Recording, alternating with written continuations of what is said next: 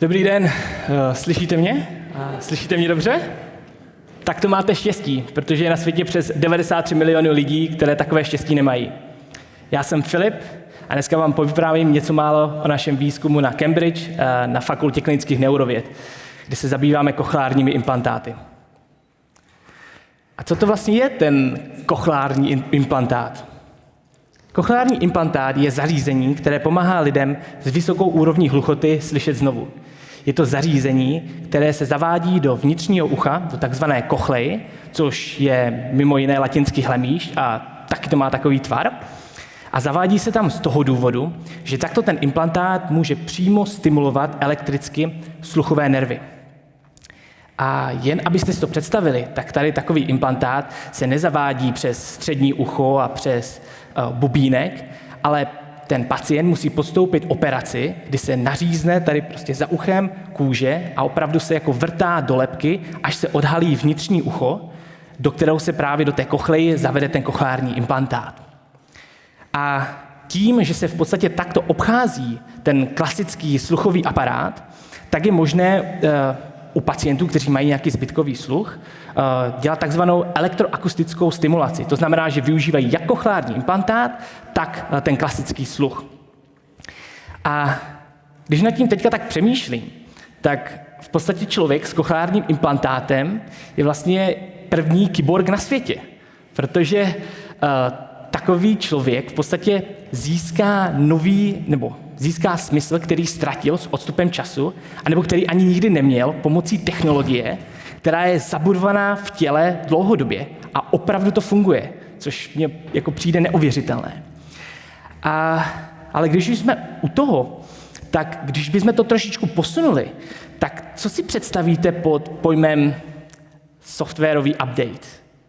Modrá obrazovka, laptop, který 2,5 hodiny nereaguje a nedá se s ním vůbec nic dělat, tak pro lidi s kochlárním implantátem takový softwarový update může být opravdu dechberoucí. Může jim to změnit jeden ze smyslů a může to vylepšit to, jak slyší. A když už jsme teda u toho, tak si pojďme poslechnout, jak vlastně člověk s tím kochlárním implantátem vlastně slyší. A tady jsem si pro vás připravil takovou ukázku, kdybyste měli slyšet tuto anglickou větu, která ve volném překladu znamená, že šálek čaje vám zpříjemní večer. A teďka jsem si uvědomil, že je to asi tak nejvíc britská věta, kterou jsem mohl použít. Tak si pojďme poslechnout, jak by normální sluch měl fungovat. Pardon. A teďka si pojďme poslechnout, jak člověk s tím kochlárním implantátem slyší.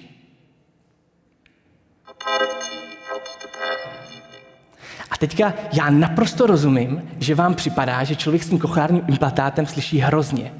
Že tam nejsou žádné výšky ani hloubky a že jako ta celková kvalita je v porovnání s normálním sluchem hrozná. Ale když vezmete v potaz to, že člověk bez toho kochlárního implantátu buď to vůbec neslyší, nebo slyší velmi, velmi málo, tak takový implantát vám, tomu pacientovi, může v podstatě zlepšit kvalitu života. Tím, že mohou být v kontaktu se svým okolím a slyšet to své okolí. A například nemusí při konverzaci pouze odezírat zertu, což je podle mě taky neuvěřitelné. A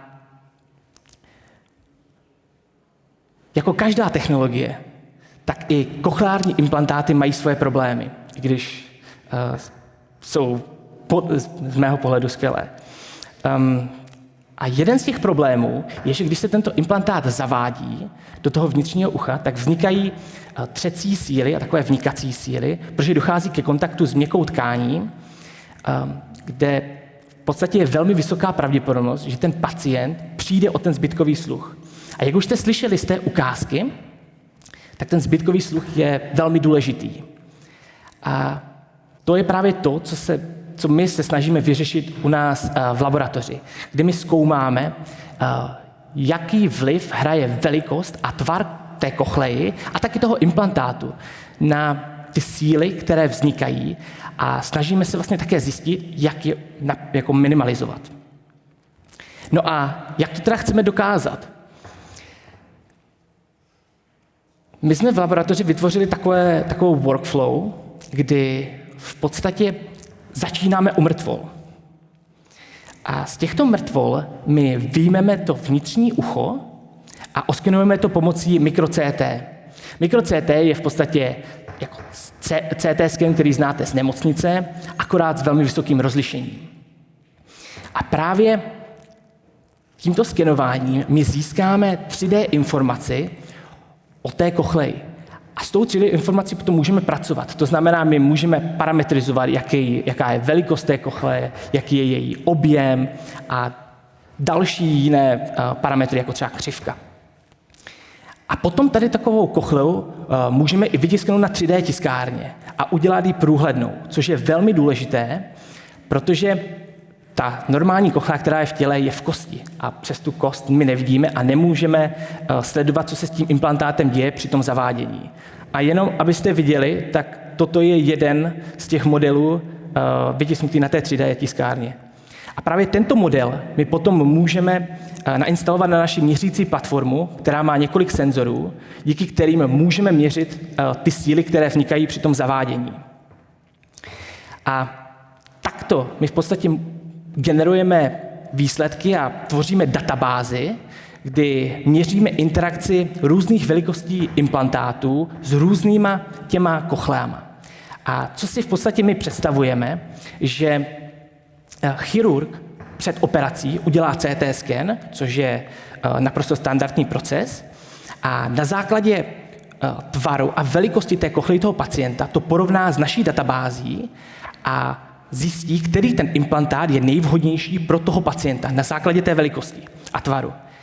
A takto v podstatě sníží tu pravděpodobnost zničení toho zbytkového sluchu toho pacienta. A zvýší tak pravděpodobnost, že se ten zbytkový sluch udrží.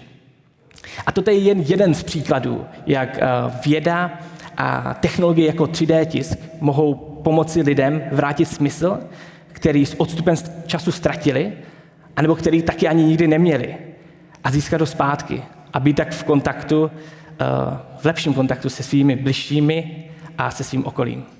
Díky za pozornost.